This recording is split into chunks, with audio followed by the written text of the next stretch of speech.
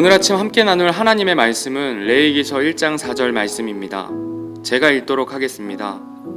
그는 번제 헌물의 머리에 안수할지니 그리하면 그를 위해 속죄가 이루어지도록 내가 그를 대신해서 그것을 받으리라. 레위기서에서 계속해서 등장하는 단어 중 하나는 헌물이라는 단어입니다. 이 단어는 가까이 오다라는 동사에서 유래된 단어로 가까이 가져오는 것, 드려진 것, 특별히 하나님께 드려진 것을 의미하는데 좀 더 정확하게는 하나님께 나아갈 때 희생으로 드려진 것이라는 의미가 있는 단어입니다. 오늘은 이 헌물을 통해 하나님께서 우리에게 원하시는 뜻이 무엇인지 알아보는 시간을 갖고자 합니다. 초등학교 저학년쯤 되는 어린 시절에 병아리 한 마리를 키운 적이 있습니다. 학교 앞에 병아리 장수 아저씨가 가끔 오실 때가 있었는데 할머니께 떼를 써서 병아리를 구입하고 마당에서 키웠는데 슬프게도 얼마 못 가 죽고 말았습니다. 마음이 아파서 버릴 수도 없고 동네 느티나무 밑에 묻어주었던 기억이 있습니다. 혹시 여러분들은 동물을 키우다가 죽게 되는 경험이 있으십니까? 그것이 동물일지라도 함께 키우다 보면 정도 들고 아프면 속상하고 거기에 더해 죽음을 맞이하면 슬픈 것이 당연한 일일 것입니다. 이스라엘 백성들의 삶 가운데 이런 슬픔들이 매일매일 이루어지고 있었습니다. 레위기서 1장 2절에서 3절 말씀에 보면 이스라엘 자손에게 말하고 그들에게 이르라.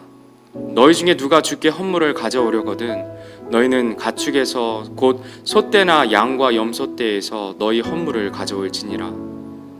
만일 그의 헌물이 소떼에 태우는 희생물이면 그는 흠없는 수컷으로 들이되 자원하여 자기 의지대로 회중의 성막문에서 주 앞에 그것을 드릴 것이요. 유목민이었던 이스라엘 백성들이 금이야 오기야 키운 또 그들의 먹을 것이 되고 입을 것이 되고 재산의 가장 으뜸이 되고 늑대와 같은 짐승의 공격에도 목숨을 걸고 막을 정도로 애지중지 키우던 가축들을 매번 헌물로 드리는 것이 그들의 일상이었습니다. 키우던 가축들 중 아무 것이나 가지고 오는 것도 아니고 점도 없고 흠도 없는 것으로 가지고 와야 한다 말씀하십니다. 흠이 없는 것을 확인하기 위해서는 소든 양이든 염소든 간에 한 마리 한 마리 잡아서 일일이 확인하는 작업을 거쳤다는 이야기입니다. 가장 이쁘고 흠이 없는 어린 가축 한 마리를 선별해서 하나님 앞에 가지고 나아옵니다. 쥐를 몇 번 잡아본 경험이 있습니다.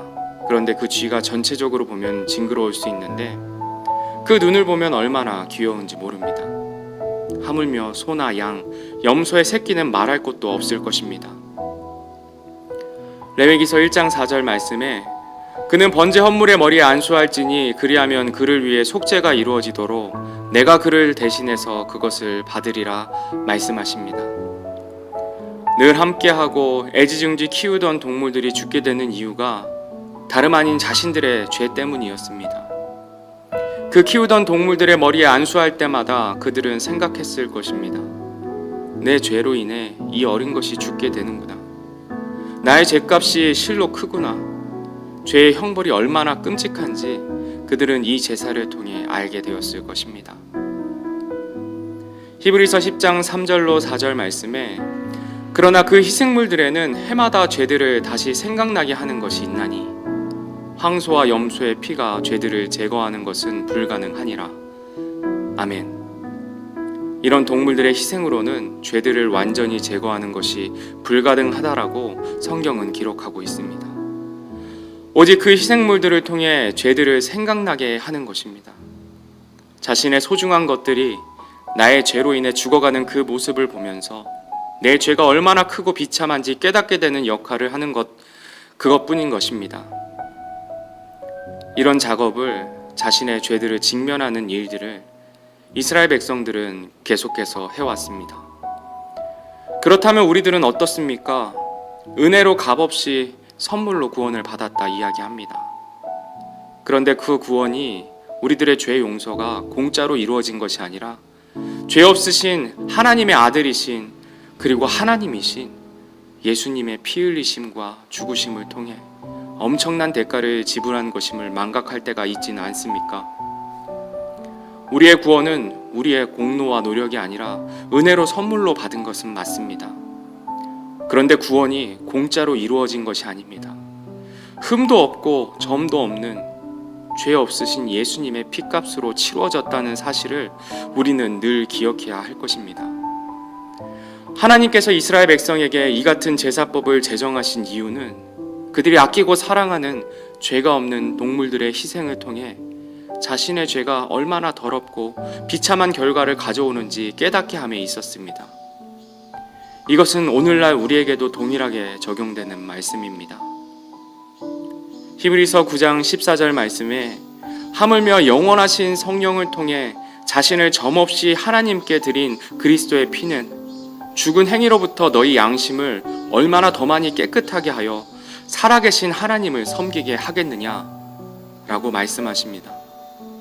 우리 또한 이스라엘 백성들이 동물의 머리에 안수할 때마다 자신을 돌아보았던 것 같이 날마다 우리 주님의 십자가 앞에 그 보배로운 피를 생각하며 우리 자신을 돌아봐야 할 것입니다.